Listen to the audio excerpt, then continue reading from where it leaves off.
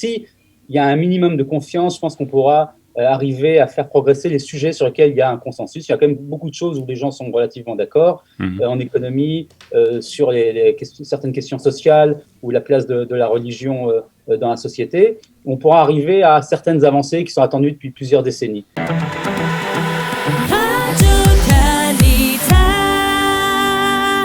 Bonjour Benjamin Lashkar, merci d'être avec nous ce matin. Je rappelle que vous êtes membre du parti Tikva Hadasha dirigé par Gideon Sa'ar. Alors, je voudrais commencer par une question personnelle ce matin. Benjamin, vous êtes une personne sensée, vous êtes une personne logique. On vous suit sur Facebook, on vous connaît sur Studio Kalita. Est-ce que vous pensez normal qu'un chef de parti qui a seulement 6 membres dans sa formation, 6 députés dans sa formation, devienne le Premier ministre de l'État d'Israël, en sachant aussi que selon tous les sondages qui ont été réalisés ces derniers jours, Naftali Bennett ne dépasserait pratiquement pas le seuil d'éligibilité. Est-ce que, d'une façon personnelle, je voudrais une réponse personnelle, est-ce que vous pensez que c'est quelque chose de logique ? C'est pas une question de logique. Ce soit problématique, il n'y a aucun doute que ça soit problématique. Il faut bien comprendre d'un système parlementaire. Dans un système parlementaire, ce n'est pas le peuple qui élit le Premier ministre, c'est le Parlement. Le Parlement a élu Naftali Bennett. Ce qui est important pour un Premier ministre d'avoir un parti important derrière lui pour des raisons de force politique, pour pouvoir ensuite imposer son agenda sur le gouvernement et pas être dépendant des autres partis. Donc là, avec 6 et le soutien de Gideon Sa'ar, même 12, c'est sûr qu'il va ne pas être aussi fort qu'il pourrait. C'est un problème qu'on verra dans les prochains mois et les prochaines années, mais c'est aussi la conséquence de la situation anormale dans laquelle nous sommes depuis 2 ans, avec des élections à répétition et un gouvernement de gens qui n'ont rien à voir ensemble et qui sont unis par le seul désir de sortir Israël de cette crise. J'ajoute aussi, je ne suis pas un partisan de Bennett, mais je viens de dire que dans aucun sondage, il ne passe pas le seuil d'éligibilité. Même hier, il était à 7. Donc, non, j'ai dit qu'il dépassait tout juste le seuil d'éligibilité. C'est-à-dire en tout cas, il n'a pas une majorité, c'est sûr, au sein de la population israélienne. Et est-ce qu'on n'a pas mis de côté, c'est ma deuxième question, est-ce qu'on n'a pas mis de côté plus d'1 million de personnes qui ont voté pour Benjamin Netanyahou ? Mais dans chaque gouvernement, on met de côté alors tous ceux qui n'ont pas voté pour les gens qui sont dans la coalition. Je rappelle que dans les coalitions précédentes, il y a aussi 1,5 million ou 2 millions de personnes qui avaient voté contre et qui ont été mis de côté. Alors, c'est la démocratie, tout le monde n'est pas au gouvernement. Il y a une coalition qui représente la majorité et c'est comme ça que ça marche en démocratie. La majorité gouverne jusqu'aux prochaines élections où il y aura peut-être une autre majorité.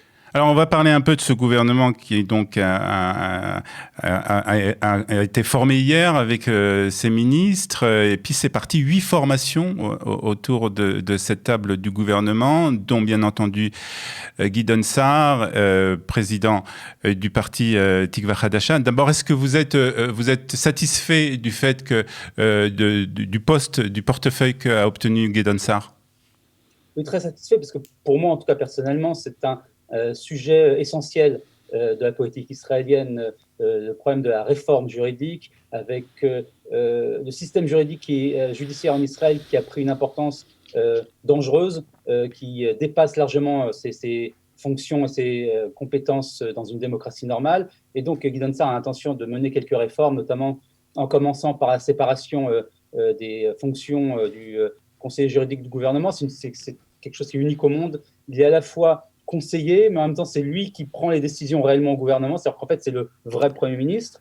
Et en même temps, il a un conflit d'intérêts. Excusez-moi, je sais pas. Qui est le réel Premier ministre ? Mandelblit. C'est lui qui décide ce que le gouvernement a le droit de faire ou pas faire. Ouais. Ce qui fait que dans la pratique, c'est lui qui décide tout ce que fait le gouvernement, de façon complètement illégale d'ailleurs. Et ça, c'est encore un gros reproche à Netanyahou qui a laissé faire ça. Et en plus de ça, c'est aussi le procureur général, c'est-à-dire c'est lui qui met en examen les membres du gouvernement. Enfin, il y a un grand conflit d'intérêts dangereux pour une démocratie. Donc, c'est quelque chose qu'il faut résoudre. Je pense qu'il y a un large consensus à droite et au centre au minimum sur cette question, et ça passera tranquillement.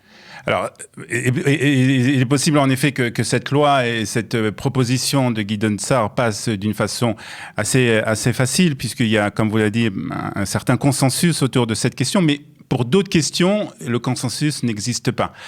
Et on a vu aussi que les accords entre les différents partis prévoyaient des droits de veto des chefs de parti contre d'autres partis. Alors, comment vous voyez-vous le fonctionnement de ce gouvernement pour les prochains mois ou les prochaines années à venir? Eh ben, ça sera une question de confiance entre ses membres. Si il y a un minimum de confiance, je pense qu'on pourra arriver à faire progresser les sujets sur lesquels il y a un consensus. Il y a quand même beaucoup de choses où les gens sont relativement d'accord, en économie, sur certaines questions sociales ou la place de la religion dans la société. On pourra arriver à certaines avancées qui sont attendues depuis plusieurs décennies. S'il n'y a pas de confiance, comme c'était le cas dans le gouvernement précédent, entre les membres, il ne se passera rien. Et ce n'est pas non plus une catastrophe qu'il ne se passe rien. Il faudra juste attendre jusqu'aux prochaines élections un changement. J'espère personnellement qu'il y aura de la confiance. Je sens qu'il y a une vraie confiance entre... Alors comment instaurer, Benjamin, une confiance entre Gideon Sa'ar, qui quand même est placé plutôt à droite sur l'échiquier politique, plus à droite même que Benjamin Netanyahou, et de l'autre côté, Merav Michaeli du Parti travailliste, ou le chef du parti de Meretz. Comment on établit cette confiance? Je ne connais pas ses relations avec ces deux personnes en particulier, mais Sa'ar est une personne de confiance, quelqu'un qui, quand il dit quelque chose, il le fait. Et c'est toute la différence avec Netanyahou, qui passait son temps à planter des couteaux dans le dos, essayer de truander tout ce qu'il pouvait de ses partenaires en permanence, et de réfléchir comment faire en sorte d'éliminer ses rivaux. Et là, on a des gens qui, en tout cas pour ce qui est de Bennett, Lapid, Sa'ar et Gantz et quelques autres, ont une relation de confiance aujourd'hui. Mais encore une fois, on a l'impression que cette relation de confiance était basée sur le ciment en fait qui les unissait, tous ces membres, tous ces chefs de parti, qui était en fait la volonté de voir Binyamin Netanyahou retourner chez lui. Le fait qu'aujourd'hui que Binyamin Netanyahou n'est plus au gouvernement, qu'il va sans doute rentrer chez lui, qui sera encore bien entendu chef de l'opposition, est-ce que vous pensez qu'il peut avoir quand même un travail collectif entre ces différents partis, entre ces différents chefs de parti? Je pense qu'il y a beaucoup plus que le simple fait de voir écarter Netanyahou qui unissent ces gens. Ils se font confiance, ils savent que quand quelqu'un dit quelque chose, il va le faire. C'est quand même une énorme différence avec ce qui s'est passé ces dernières années. Et puis comme vous venez de le dire, Netanyahou ne part pas, il est chef de l'opposition. La peur que Netanyahou revienne ces prochaines années est évidemment le meilleur ciment pour ce gouvernement, qui fera en sorte qu'il ne va pas, à mon avis, il va tenir au moins 2-3 ans. Évidemment, tout est possible. Il peut y avoir des crises, des guerres qui changent la donne. Mais je pense que ce gouvernement va tenir 2-3 ans, et peut-être même jusqu'au bout 4 ans. Et c'est en grande partie grâce à Netanyahou. Alors, est-ce que vous pouvez, d'après vous, nous dire quelles sont les principaux mesures, les principales lois qui doivent être prises par ce gouvernement vraiment dans les semaines ou dans les mois à venir? D'après vous, quelles sont les priorités de ce gouvernement? La priorité, en dehors de ce que j'ai dit sur la question juridique, la priorité va être économique. On a Lieberman qui a pris le contrôle de tout ce qui concerne l'économie, aussi bien le ministère que certaines commissions extrêmement importantes à la Knesset. Il va y avoir des réformes importantes qui vont permettre de réduire la dette, de baisser les impôts, d'ouvrir l'économie. Lieberman, m'a beaucoup impressionné par ses déclarations qui sont assez libérales sur le plan économique. Il va faire tout ce que le Likoud aurait dû faire et tout ce que le Likoud est censé faire et qu'il n'a pas fait. Le Likoud qui était entièrement soumis aux syndicats alors que c'est censé être un parti libéral. Et donc, on va avoir de bonnes réformes économiques qui vont aussi faire une baisse des prix dans l'alimentaire. Ça va être les premières mesures phares de ce gouvernement. Et ensuite, dans les prochaines années, il va aussi y avoir, je pense, un certain nombre de réformes dans ce qui concerne les relations entre le public ultra-orthodoxe et la population générale. Alors, il ne s'agit surtout pas de nuire à cette population, au contraire, il s'agit de les aider à se développer, à gagner plus, à avoir de meilleures formations professionnelles. Tout ce qui a été bloqué en fait, pendant des années par les partis ultra-orthodoxes qui ont très très peur d'un développement de leur propre population parce qu'ils voulaient les tenir dans la pauvreté et l'ignorance pour qu'ils continuent à voter pour eux, surtout qu'ils soient dépendants d'eux économiquement. Donc on veut libérer ces populations ultra-orthodoxes qui continuent à rester ultra-orthodoxes. On ne veut absolument pas se battre contre la tradition, nous sommes nous-mêmes des gens traditionnalistes, mais on veut que les ultra-orthodoxes puissent s'intégrer pleinement dans l'économie, que les Arabes aussi puissent s'intégrer pleinement dans l'économie, parce que ce sont deux populations qui représentent pratiquement un tiers de la population d'Israël. Et s'ils ne s'intègrent pas dans l'économie, s'ils ne deviennent pas des acteurs au même niveau que les autres, le pays ne pourra pas tenir parce que ce sont des populations qui ont une forte croissance, surtout les ultra-orthodoxes, qui vont dans quelques années devenir la majorité. Ouais. Et on ne pourra pas être un pays moderne et développé si ces populations n'atteignent pas un certain niveau de développement économique et de formation professionnelle et aussi éducative qui leur permettent d'être au niveau mondial. Benjamin Lascar, est-ce que vous avez eu l'occasion de parler ces dernières 24 heures ou d'approcher d'une manière ou d'une autre Guy Sarr?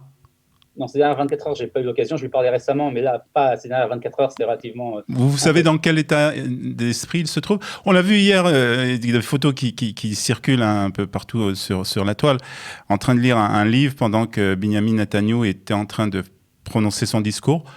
Vous pensez que c'est une attitude respectable envers quelqu'un qui est quand même le Premier ministre, en tout cas, ou qui a été le Premier ministre? Il lisait le takanon de la Knesset, les règles de la Knesset, et puis le discours de Netanyahou était tellement honteux et irresponsable, je pense que c'était la meilleure action qu'on pouvait avoir. Il est relativement heureux, il a atteint son objectif, qui était de libérer la droite de Netanyahou et de se débarrasser de lui, de surtout libérer Israël de cette crise dans laquelle nous étions plongés depuis 2 ans. Il a atteint son objectif, maintenant il va être un très bon ministre à mon avis, et ouais, on va voir ce qui va se passer ces prochaines années. Benjamin Lascar, membre de Tikva Hadasha, dirigé par Guy Sarr, merci beaucoup d'avoir été ce matin avec nous sur Studio Kadita. Bonne journée à vous. Merci à vous. Voilà.